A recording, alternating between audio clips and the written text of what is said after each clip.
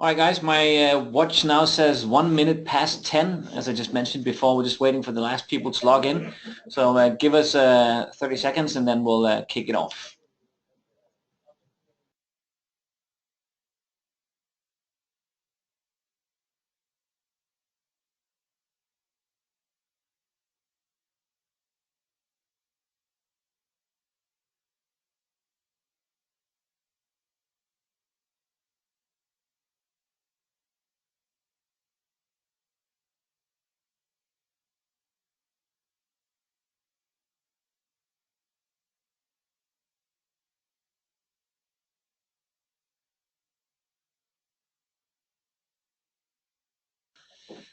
All right, guys, so 2 minutes past 10. I guess with respect for those of you that logged in from the beginning, let's kick off the webinar for today.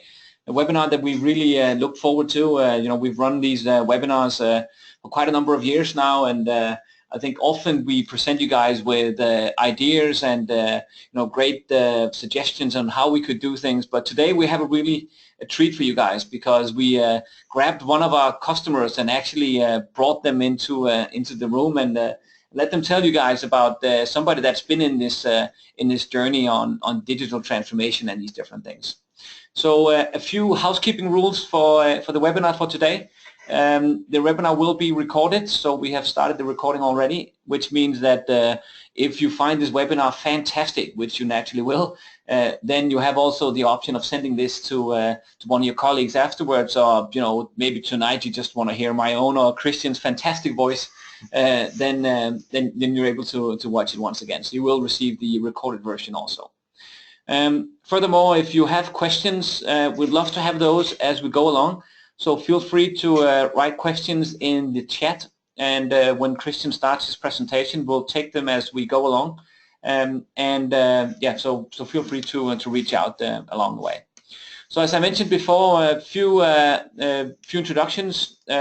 First of all, my own name is Lasse. I am the owner and CEO of Increase.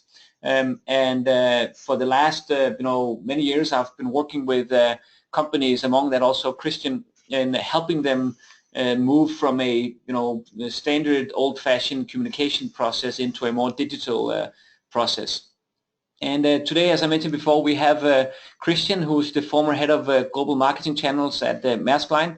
Christian has spent a lot of years, on both on the agency side, but especially also on customer side, working with all of the different challenges that we know you guys face, trying to move into a much more digital communication process. And he's been so kind to join us today to give you guys some of the experiences that he's made himself working in a global company like Maersk Line.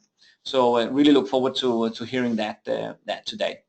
A little bit of an introduction before we kick it off. We're not going to have 10 minutes of Increase presentation. We're here to listen to Christian, but who am I not to steal just a few seconds to introduce you to Increase.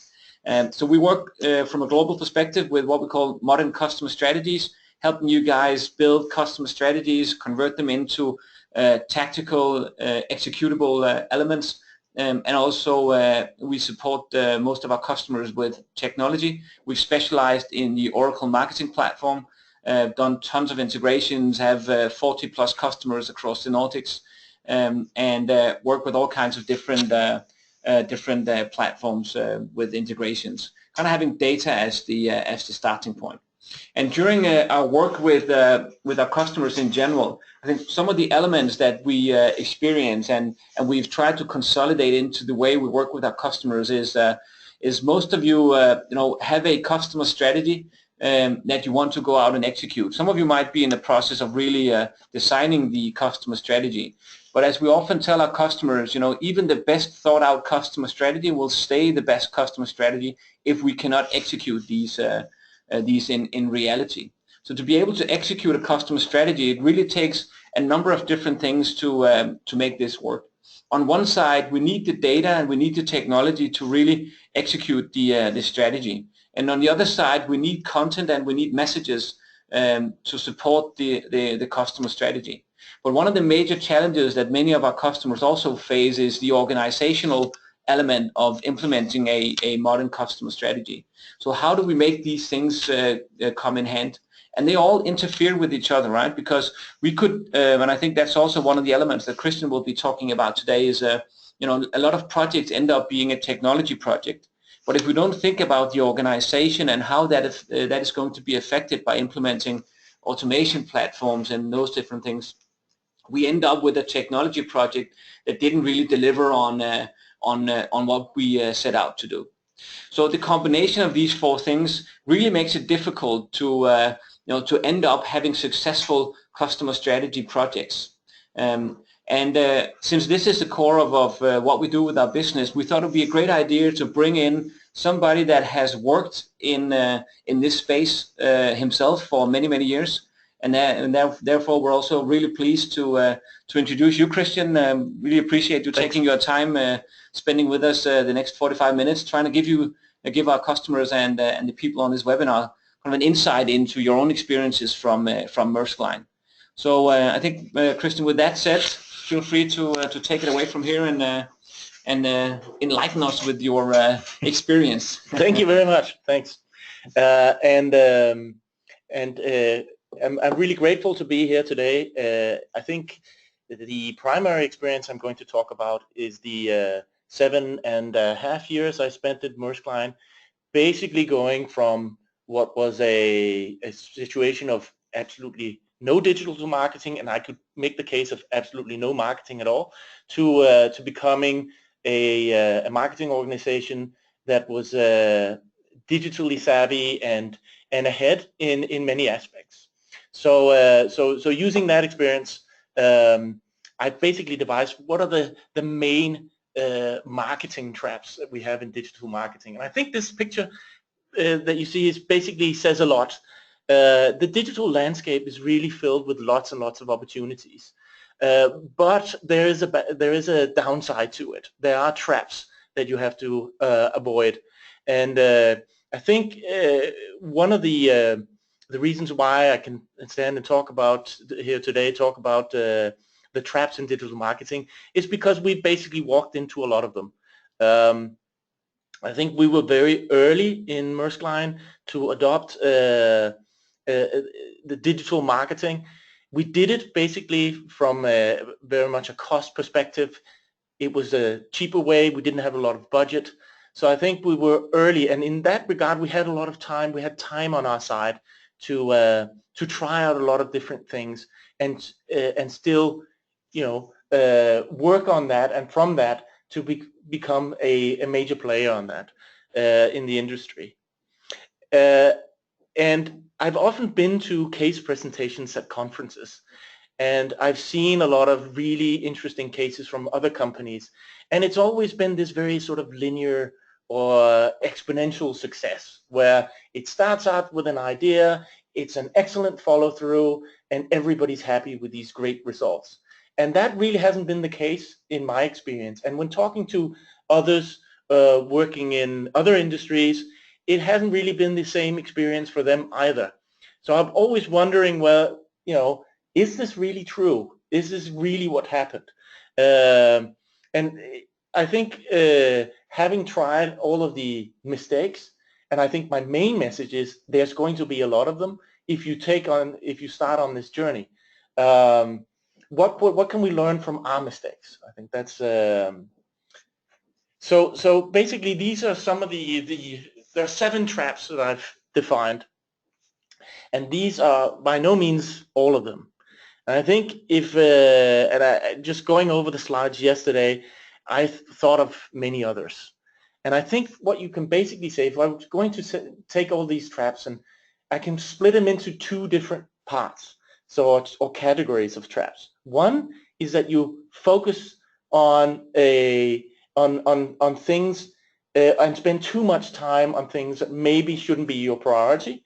And the other one is underestimating the scope of certain other factors. So these are the 2 major categories of mistakes or traps that you can walk into.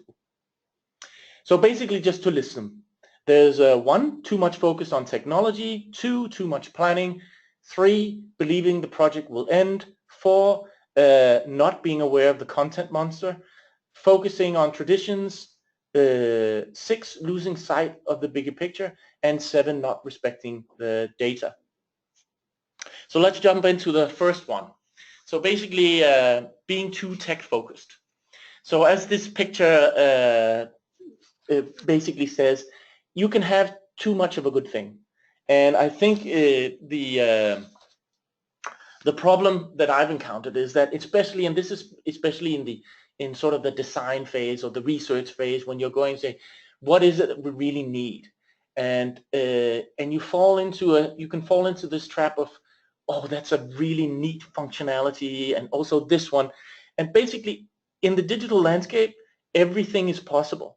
There are a lot of things that you can achieve, and you tend to think maybe not 1 step or 2 steps ahead, but 17 steps ahead, and think of that wonderful customer journey that you will create, and that unique functionality where you will alert sales or customer service, and you do this or this or that. And that's when if you become too much of a focus on that, you may, overexpose yourself. You may think too much of what is it that we really want, and so we get swept away with the cool functionalities in the design phase. And the problem is that you do have all these options, and it really blinds us to distinguish between what is the best option and what is the best possible option. I believe also there was this, I read this study, Harvard study on choices, and faced with choices. So for example, if you take a consumer and you give them 2 choices, one an obviously wrong choice and one a obviously right choice, in most cases, most will pick the right choice. But if you give a consumer 3 choices with 2 obvious wrong choices and 1 obvious right choice, there will be less who will take the right choice. So you tend to get confused. And it's the same thing when you're in the phase of buying these systems. So my advice would be, it's really important to sacrifice. So sacrifice, and sacrifice for more. So the project that you're going on into, it's manageable, it's cheap, it's realistic, and it's fast to implement. Those are the really, really important bits. I'm not saying that you should get, lower your options. Think ahead, but think in terms of projects where the most important thing is that we start off by creating a project that is manageable, cheap, realistic, and it's really fast to implement. I guess, Christian, one of the issues is probably also that the development of how technologies actually, are brought to market today. The SaaS platforms coming out, new features coming out, and I think there's really a technology race. If you think about some of the technologies that we offer our customers, what we could do 12 months ago, we've added probably 40% of new functionalities on these platforms. So I guess, would it be fair to say that the functionalities and the technologies of today are actually developing faster than the organizations and the customers can actually adapt? Yeah, I think so, absolutely. Yeah, that's the case. And I think the problem is if we get too convinced of that. I remember myself when we were looking into various systems, and there were some who had functionalities to say, okay, but they don't have that. But by the time that you start implementing it and you start using it, and you have to take baby steps, so you do your first customer journey and so on. By that time, what you're missing from the other system, from this, is the others have caught up, basically. Yeah. So I think you shouldn't worry too much and shouldn't focus too much on these functionalities. Yeah. I think that's the. I think technology will get there in the end. Yeah. Yeah. Agree. Super. Okay, so the next, and this is too much planning, and I think actually this is one that will probably be a bit controversial, because I hear a lot of talk about, there's agile versus waterfall implementations and so on. And I'm not saying that planning isn't good. You have to plan, but planning is really good if you do things in the right order.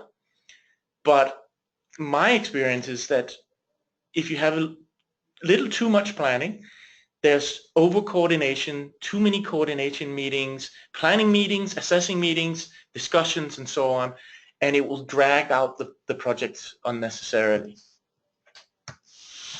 So I'm basically challenging this idea that I think that we gain an illusion of control by creating process plans, scheduling meetings, defining visions, etc. I think it's important.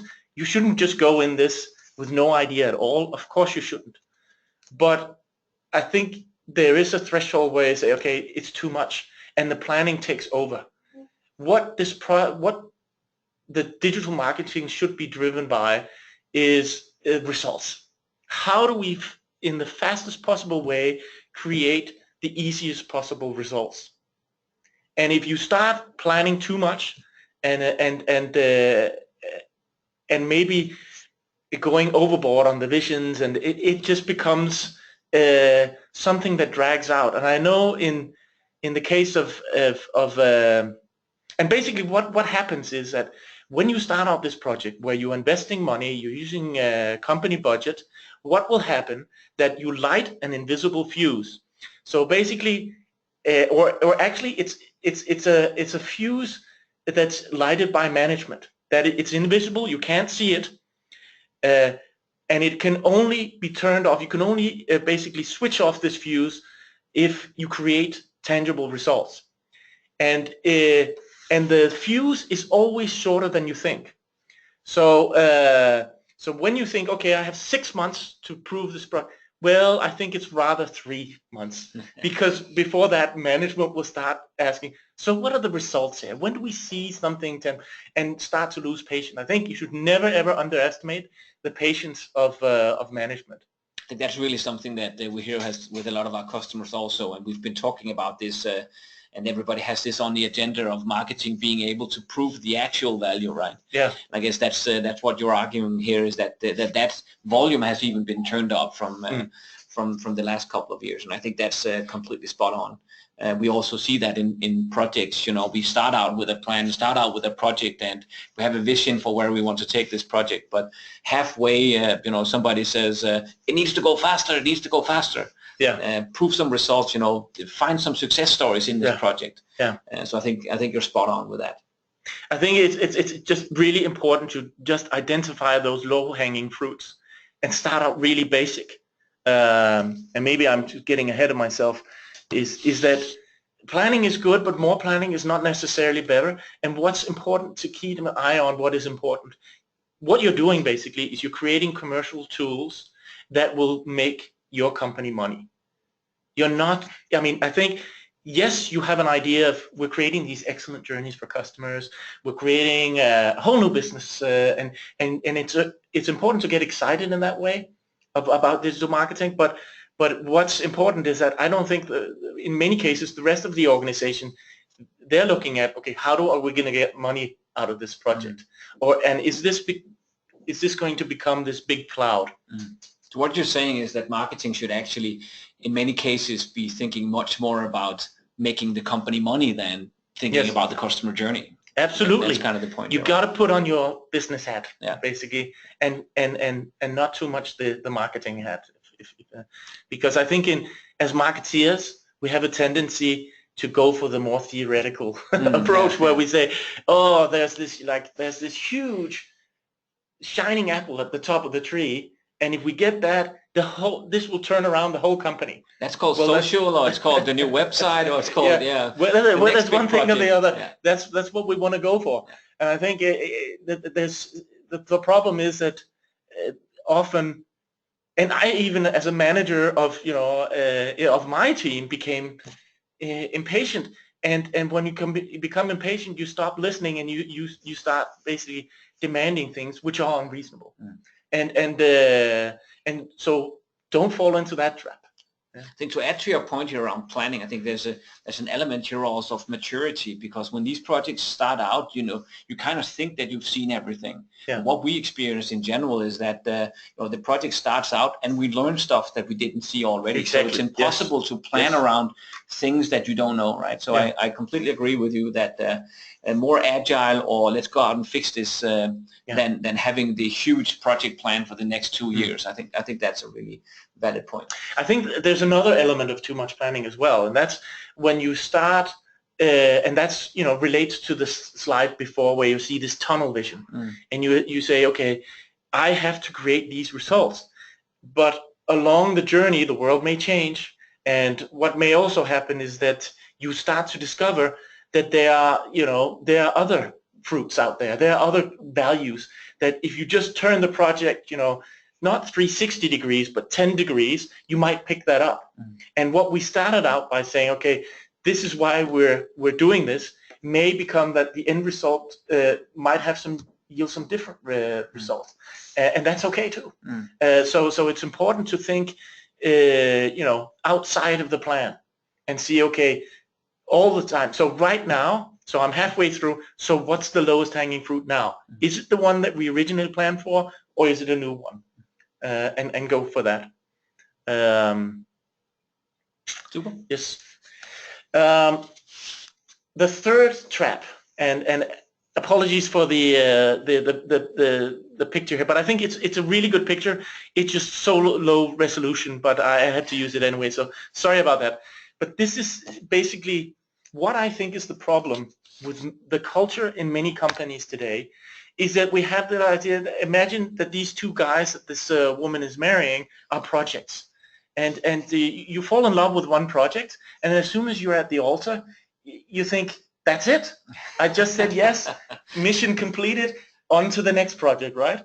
And that's the problem. We dropped the ball, and it's very hard to shake. I find this actually to be the most difficult trap to overcome. It's, for example, if we're basically so ingrained in our DNA that when we're working, we start out a project, we want it to become really excellent, and we go for the launch, and everybody's going to be happy, and everybody's clapping, and then we say, what's next, right? So there's basically, we spend 80% of the resources on the launch and 20% on the run, and what we need to turn that around. And it certainly leads to certain failure. What we need to do is that we need to prepare for a life in perpetual beta. So basically, everything has to be always on the change. So basically, what we're launching, we launch something, and then we change it. So, and we continue to think, and maybe it's not even other way around. Maybe it's just we spend 100% of our resources on preparing for a launch that will never come. So I think also with today, right, we have so much more data at our hands. So yes, analyzing the launch or the project that we did will probably identify that there are options for optimization here, right? Yes. So we have this idea of what perfection is, and I think like we're not. It's like we're not in the business of building Ferraris. So a Ferrari is perfection when it's launched. So basically, it's gone through a lot of testing, and it takes a lot of time. But what you get, the customer basically feels, I get a Ferrari, everything works. But that's not how it works in digital marketing. So basically, what we're launching I'm trying to think of a crappy car, but watch out now, it might be mine. Yeah. So, but we're launching a really crappy car, and then we're building it right now, and we're doing it together with the customer, and the customer accepts this. It's what we're used to. We're used to different versions. I think we see that also when people think about building the huge customer experience life cycle, mapping out a whole room with little Post-its on this fantastic journey they're going to go. Instead of just going out there and having the introduction campaign that's not even running yet, right? You just signed up for my eShop, and I still don't get any welcome message in through 2 or 3 touch points. But I've mapped out a huge journey, which I will never realize. Yeah. So I think that that's an example of this. Yeah, and I think customers accept and understand the balance there is between imperfection and benefit. If they can see that they get a good benefit, they will accept imperfection. Of course, if they don't get any benefit, they will not accept it. Naturally. And I think my best advice is, when you're launching something, there's something wrong if you're not a little ashamed of what you're launching. So it has to be. It has to be. It's not complete. So you have to say, oh, is this really ready? Is this really? If there's one of our listeners here on the webinar feeling a little bit disgusted by that comment, that's probably because it's right. That's why we need to be challenged here. Is that we do need to feel a little bit ashamed when we launch something because we got it out there. It might have been much more effective instead of improving that little 1% in the end. So yeah. Okay, and now this is the next one. So underestimating the content monster, and I think actually this is the most dangerous one. And basically, one of the most dangerous traps is not thinking through on the content demands for your customer journey architecture. And a case in point, but when we started doing our journey with marketing automation and we integrated various systems, and what we didn't really think about too much was that the demand for content is just ongoing. It's just relentless. As soon as you build a new journey, and this is the trap with marketing automation. You build one journey, you move on to the next one, but then that new journey needs different content, and the old journey needs updated content, and so on, and it just spirals. I mean, it's and I was really surprised at how much these things sort of snowball, and I think it just very quickly became the concern not only of me and my team at Maersk Line, but the entire marketing department, thinking, how are we going to create enough content? We just need it all the time, because basically it's the trigger. So you can create all these fancy journeys, but if the content isn't there that is relevant and unique to the customer, then they're not going to go on that journey. So that became something that surprised us. And the problem is, it's not only the volume of the content; it still has to be relevant, insightful, creative, and it has to be fast, produced at speed. It has to be in abundance. How do you see that with the competences of the people actually writing the content? Because we're also moving from a more one-size-fits-all naturally to a personalized, relevant communication, which is top of mind of everybody and been that for years. But I think, isn't there an issue also from the people actually writing the content, not just from a volume perspective, but really understanding the customers to create engaging messages? Yes, absolutely. I think we were at one point thinking we need like 100 copywriters and journalists or communication managers in order to make this work. Now we found a different solution, and I think that's the advice I will give. But and it's not just about volume of copywriters, right? It's also the competency that the copywriters has. They have to be able to write in a different way that they did before, which can be challenging also. And the problem is finding the content, because I have no doubt that in most companies the content is there. You have to, and the problem is that those who are sitting there with the best insights and the best contents in your company don't really realize that they do that. They're often sitting in, maybe it's in production, or maybe it's in customer service, or wherever, where they're not thinking that, okay, what I'm sitting with here are unique insights that we need to share with our customers. They don't think like that. And so you have to basically be, throughout the entire organization, looking for this stuff. It's like mining for gold. There's plenty of it, but you really have to look for it, and need people who can find it. You need people who can convince others, and maybe somebody in the organization also sitting on this insight that they don't feel that the customer that we should share with the customer, and you have to convince them. You have to say, but this is in our best interest. And it also, the whole idea of content also challenges a big part of traditional companies where we're saying, but this is what if the competition sees this, and we share this, and you have to rethink this. And this also goes for pricing, for example. Like, what are the prices of things? So I think in many companies, it's no, we should keep that away from the customer and away from the competition, and they will. But I think what's happening is everything's moving towards transparency. And if you're not the first, if you're the last, then you're gonna lose market shares. You're gonna lose a customer. So you have to think in that respect. And I think my best advice and what we did was to start rallying the entire organization. And instead of hiring, hundreds of communication people and copywriters and so on, what we did was we had to engage the organization. So we had to utilize all these people within the organization to try to work for us. It's not a small task. It's really, really big. And you have to go out throughout your organization and have to explain, why are we doing this? Why is it important?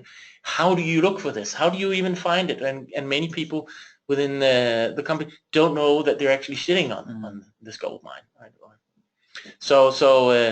So basically find the content by rallying the entire organization, and then when you get the content, slice it really, really paper thin. I mean, you have to be very, very, stingy or economical with the content, thinking, share enough so that it gains interest, but can we somehow save more for the next? I think, like, if you take newspapers or media organizations, usually when a big story breaks, the first article doesn't tell the whole story. It's just the teaser. And then they start coming the next story, so you'll read the next paper and the next paper again. So they'll drip the information. So slice the content, paper thin, drip it, and adapt it to the channel. So what you're saying here is that we should actually have done 7 webinars with 7 exactly traps. Yes, okay, exactly. We'll do that we just walked into our own trap.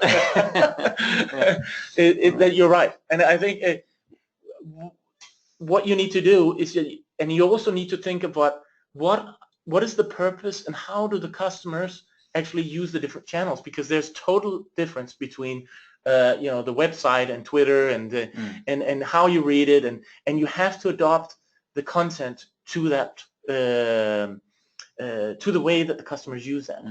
And I think also you need to question yourself, do we really need to be on all social media channels? Do we, what are we doing on Pinterest, for example? And all of those things. Why are we there? And do we spend enough time? So the whole content monster will basically start to, you need to question a lot of things, actually, and you need to engage the organization. So a very important one. Good point. Michael Merck, I can see you raised your hand. If you have a question, please feel free to write it in the chat, and then we'll grab it from there. Right, Christian? Yes. Okay, so moving on to the next one. So too focused on traditional marketing, or the traditional role of marketing. So basically, and I think this is something that you probably experience throughout all aspects of your life. You have your comfort zone, and the magic always seems to happen somewhere else. And what we need to look at is that now, for example, I'm a big proponent of inbound marketing, and I believe that we have to shift the marketing focus to think more outside in. I think that what we're doing in marketing in a lot of different companies is that the whole idea of a campaign, for example, is very much inside out. It's very much about, we really need customers to buy this product or service right now, so we're going to create a campaign and hope that the customer feels engaged by this. And I think what we need to do is think the other way around. We need to think, and a really good example of this is Coca-Cola, who years ago, I believe it's within arm's reach of desire, which is kind of a slogan that they use. That say, whenever you feel the need for Coke, all you have to do is reach out, and there should be a place where you can buy it immediately. And that's the way I think we need to think about marketing going forward. So whenever I'm thinking of increase as a customer, it has to appear when I'm Googling, revenue management or any, and so when I'm thinking of it, it's this, the zero moment of truth. We have to be there. And when we're there, it's so important that we design the projects so the customer engages with us. So I'm a big proponent of that. And at the core of this is this push, is this shift from pushing information to the customer to engaging the customer when at their preference. And I think what's important is that what you need to do is you think in personal journeys and customer experience, and not just marketing activities. And you need to look at all touch points with the customer. And what I feel that really has happened is that you have these great opportunities for marketing that I feel that in many companies marketing are not taking. Mm-hmm. And let me just try to explain this. So for example, this idea of inbound marketing and basically maybe I should call it inbound communication, it basically reaches in all assets. So for example, when I get an invoice from a customer, there's a unique opportunity to engage. When I call customer service or when I complain about a product or a service, am I doing it on a phone? Maybe there's a cheaper channel that I should be using. And marketing can play a really pivotal role in that. And basically today, marketing, and this is especially within the B2B, which I've worked most in, where marketing plays a supporting role. It's usually sort of this little sister to sales, and it's regarded as somebody. It's where you support sales, or you support a business, and there's a unique opportunity to go in and you actually basically be a part of the core business by creating new customer service journeys, a new way of interacting in the transactional space and so on. And the problem is, I feel, is that a lot of marketing, CMOs are not taking that route, and they have a hard time looking past this support role and looking into, I can actually move into the space that is the core business, and when they don't, other players will move in, like the CIO, so the IT will move in there, or sales will move, or customer service. And in some respects, these are players that really shouldn't be there because they're not used to thinking outside in and thinking in the terms of the customer. So I think it's an obvious, there's this gray zone where, or this organizational void, and marketing can move in there, and too many times I see that they don't. I think we experience with many of our customers that there's a shift in that sense, where many CMOs have seen the light. So I know that there are options for me here, and I can affect in many other ways than I've ever been able to do before. But I think some of the things, and maybe you've experienced that also, is I see the opportunity. I know that there's space for me here, but how do I move in there? Because I'm challenged by sales, as you said. Oh, you're the supporting role, and my CEO says, well, we need to deliver profit, etc. I think there's a big task from the CMOs to identify. One thing is the opportunities there, but what is it that I need to deliver, not just from technology and processes and customer journeys, but also from my own perception of who am I as a CMO? I'm somebody that delivers profit, back to your point from before, and I think taking that perception of the role of the CMO gives it a completely different set of platforms to communicate from internally. I mean, the position of the CMO as somebody that actually delivers profit. Yeah, I mean, if you go to big events in the US, etc., there's a shift in the organization where there is a commercial director, which has the sales director and a marketing guy, but the marketing guy actually has the best competences to take the commercial director role. Yeah, because they have a more long-term, inside-out perspective than just selling today. Yeah, and I think you could make a case, and that's being really provocative, that marketing is the brain of sales. Yeah, I think many people working in sales will probably say that's absolutely not true. Yeah, and you could argue otherwise, but from the CMO's perspective, maybe that's the perspective that you need to take. And in order to get to that role where you become the brain of commercial, you need to move outside your comfort zone. You need to move outside of your, and to your point, I totally realize that there are CMOs that are stuck in companies that still don't get it, right? And there are those who simply don't have the power to move it, even though they realize that they have to. I sympathize with that.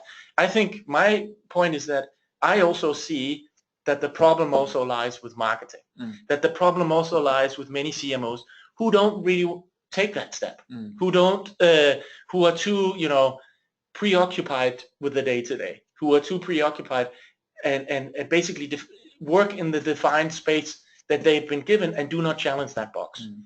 I think really, maybe we don't have time for it, but I heard a story once about monkeys where they had these they had a family of monkeys, and they would put these bananas to the monkeys, and in a circle that they would draw, or in a basket, in a yellow basket, and then the monkeys would go and try to take the bananas, and they would collectively punish all of the monkeys if one monkey did that. And soon, of course, the monkeys would stop each other from taking those bananas. Now they replaced them, each monkey, one at a time. Every time a new monkey came in, the other monkeys would stop them from going to the bananas. And at one point, you had replaced all of the monkeys, but all of the monkeys were stopping each other from taking the bananas. So that's corporate culture, basically, right? Yeah. So where you basically build up this, why are we actually doing this? Nobody really knows, but we're doing it. Yeah. Right? And I think it relates to somebody needs to challenge it, and if it's not going to be the CMO, then who is it? I think they are basically, this is the chance where we as marketeers can gain new ground if we want to. So great, and I have to say, I great find points here, Christian. I think you just said that marketing is the brain of commercial, but we're all monkeys. Yeah, so great stuff. Something like that. Yes. Well, we still have people online this webinar, so thank you for staying, even though we just called monkeys. But, I think your point is great, though. But all right. Okay. So the next trap is. Yes, not seeing the bigger picture, which this picture basically illustrates is pretty dangerous for this frog. So basically, if you start to lose focus, and it's basically quite simple. So we tend to forget that this digital touch point, it rarely encompasses the whole journey that the customer is on, and we tend to over focus on it. So we can build these fantastic journeys, but we also really have to realize, how big a part is that of the customer's entire journey and the customer's entire perspective and experience. And one of the things that we saw, I remember I was as the head of marketing channels. There were channels that I didn't own in Maersk Line, and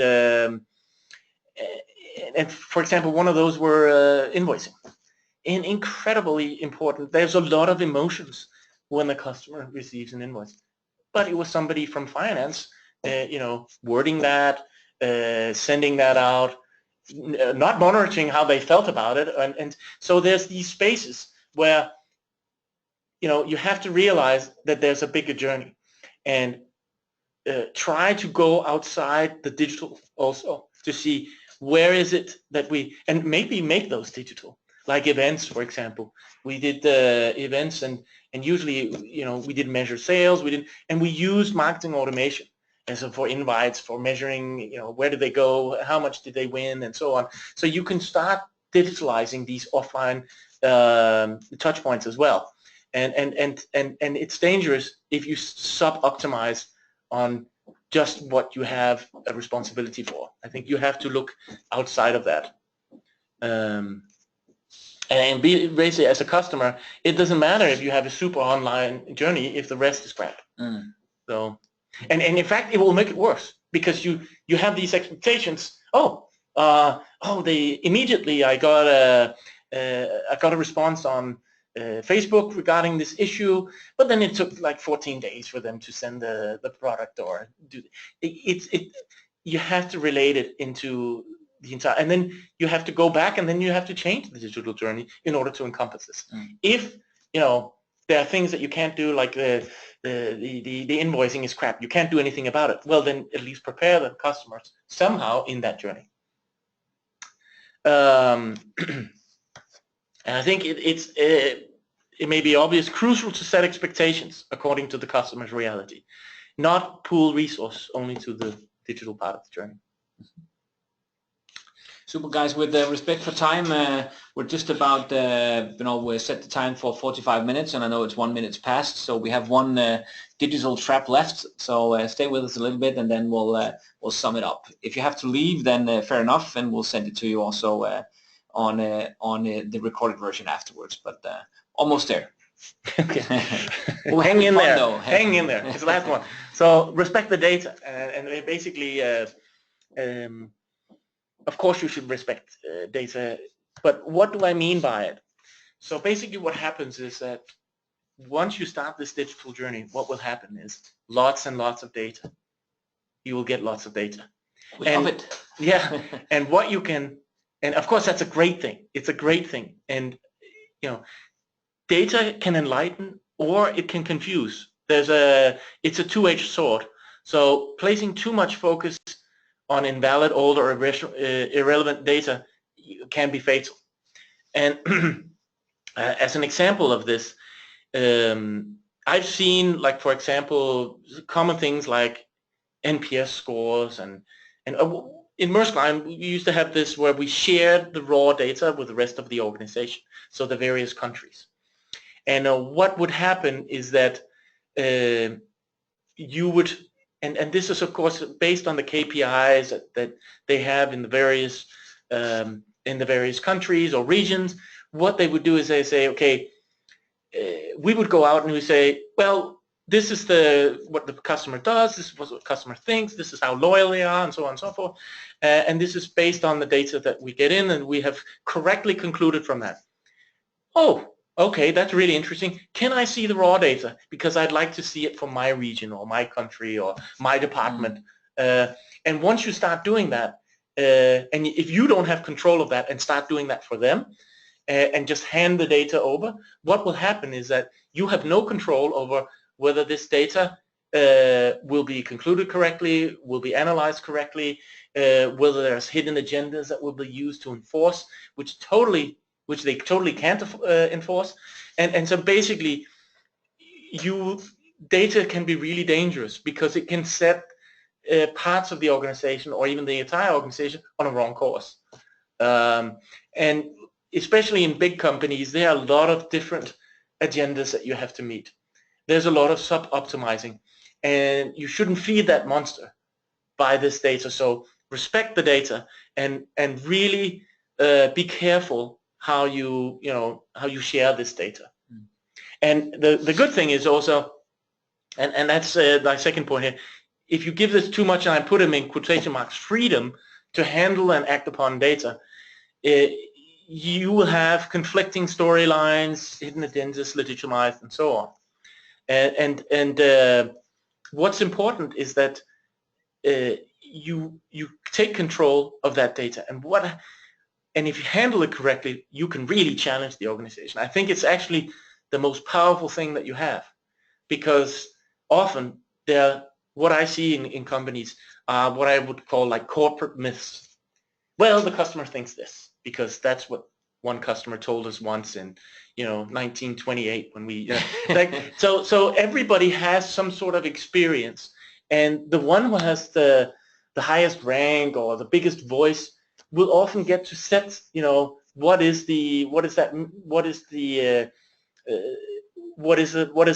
that the customer feels, and it's just an opinion. So we have to have data on this, and once you start owning this data, it becomes very powerful. It's part of being the brain of commercial, basically, if you could say it like that. So be aware that the projects you engage in will create a lot of data, and you have to take ownership of that data, make sure it's used correctly. And it's what really sets apart the digital marketing from the older marketing discipline. And it's really part of what makes it great and powerful.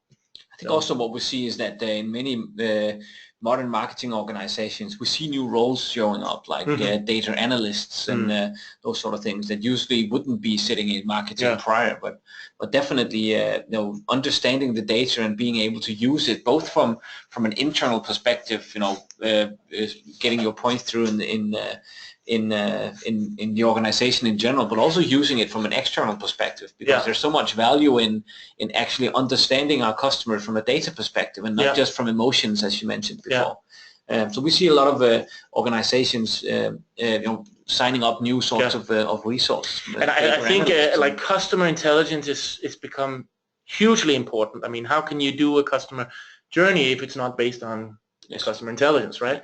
And segmentation and personas and all of that you need. And I think what happened in Maersk Line, basically we had this data mining team, and they became so powerful. And I sometimes would think like, what if that was wrong? I mean, nobody could really check. What if the data mining that they did was wrong? I mean, the whole organization would be starting to take a different. You have to trust that, of course, but it's just a testament to how important you can actually get within marketing. And I think what happened. I remember the head of customer intelligence said once, you haven't really made it until you kill a big project within your company. And I think that, and at Maersk Line, we reached that stage where there would be this idea, it was put forward, and then you come in from a marketing part and says, okay, but the data says otherwise. I'm sorry, but it just does. And the project would die. That's when you know that you've made it to the core business, right? And it's a beautiful thing. All right. Yeah. So just to sum up, and this is of course the great Warren Buffett, and it's good to learn from mistakes. It's better to learn from other people's mistakes. So basically, these are some of the traps that we've blatantly walked into, or I have, and just to sum, I hope you can learn from them. I certainly did. Thank you very much, Christian. I think it was a great... Are there any more traps? Yes. And with every trap comes the potential for growth. And let me just say that even though we've discussed the negative here, the digital marketing effort is inevitable, and you have to do it. So that was just my final remark. All right. Thank you very much. I think we worked with you for quite a number of years also, and I think some of the success that you guys had at Maersk Line was just also impressive. And I think the learnings that you guys have done from the journey that you have been on with these 7 traps is definitely something we see with other customers also. I think our direction for this webinar was, as you mentioned in the beginning, Christian, not to show all of the success you had, but also the learnings, because we tend to go to events where people show the fantastic success. And I think your point in the beginning was really great on that. Understanding where it is that other people need to avoid. I think that's a great learning experience. So we do have a little bit of time. I see we have a question here from Johan, which says, question for underestimating the content monster. You said abundance and speed is more important than quality, creativeness, and relevance. So you suggest focusing on one project rather than doing smaller, high-quality, relevant projects. Actually, I'd say if that is the case, then that's a mistake. I think what you need is you need abundance and speed, but you also need quality, creativeness, and relevance. You can't do so. You need it's not either or. You need both. So apologies if that wasn't clear. Focusing on one project rather than doing it's of course yes. I think what I'm basically saying is that you have to take into account. When you're designing these, am I designing, for example, a journey where we can't really live up to the demand of the content monster or the content here? Can we really pull this off? I think it has to be part of a cost-benefit analysis when you start doing this, and not just do something and say, oh my God, this is totally by surprise. We need to do all of this. So then I would rather say if you get to the conclusion that this may be hard to pull off. Do we actually have the resources? Do we have the content? Can we deliver, down the line? Then if not, maybe we should scale that ambition a bit. Maybe we should, that's important. So. Okay, super. Perfect clarification. If any other questions, feel free to write it in the chat. Otherwise, we'll just quickly sum up with respect for the time. Some of you might be going to the next meeting. Oh, sorry, one too long. So again, as I said before, we have one more from Christina, which asks, how did you organize resources for content creating, writing, internal or external? Internal. Internal, yeah. So basically, Maersk Line, you had what was quickly put in place was basically a team, and we did it in Manila. So Maersk Line, you had the option to have these global service centers. So it was a cheaper option to hire, and I believe it was like 16 people. Don't know how many there are today. We had a head of creative who quickly built a team there, and they started creating content. We did all of the stuff in-house, but I think if you can't do that, I think what's important is that if you start looking for ambassadors or stakeholders where you can see they can deliver. What I think my main message is, be aware of that content monster and plan for it. So start, before you start launching anything, start looking at where am I going to get the content for this, and start planning for this, and engaging your organization is definitely the first step. Well, Christina, I hope that that answers your question. If anybody else has a question, feel free to fire away. Otherwise, we'll kind of sum this up. So first of all, Christian, once again, thank you very much for joining our webinar today. I thought it was a fantastic presentation. As I mentioned in the beginning, this has been recorded, so you will receive it afterwards also. And furthermore, Christian has actually wrote a very cool blog, and we've put that into a little content piece. So you will all receive that after the webinar, kind of summing up what Christian's messages was here. If you wanted to speak to Christian directly, maybe related to your own company, gain some of his experiences, feel free to reach out to us, and then we'll connect you directly to Christian also. So we had another question from Johan also, which we will take.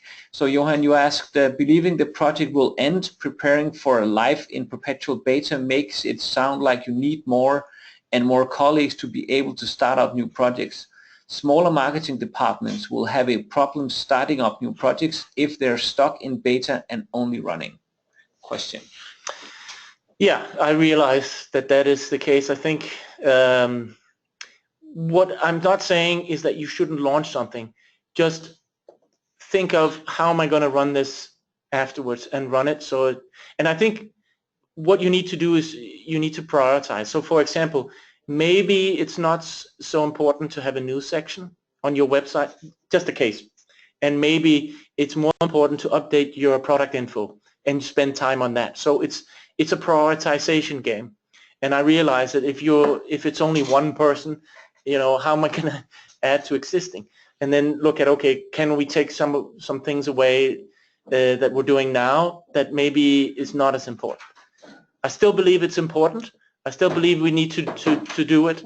But it's just, if you don't do this, I think what my point is that if you believe the project will end, what you're giving basically different expectations to your customer going into this really neat website, but nothing's happening there, for example, or this app that hasn't changed, or then it becomes very stagnant, and you become this very stagnant brand in their eyes. So it's important to then scale down on the functionality, scale down on, make it more and more simple.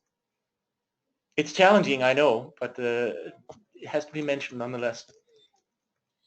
All right, guys, I'm not sure you can hear us actually anymore, because it seems that we lost sound for some reason. So if you can still hear us, that's great. If not, then we'll sum it up from here and have a fantastic day. Thanks all for joining. and as I mentioned a few times, you will receive the content afterwards, both the recorded version of the webinar and also the content piece that Christian has written around the 7 digital marketing traps. Have a fantastic day, guys. Hope to see you on our next webinar, which you will receive an invite to. Thank you.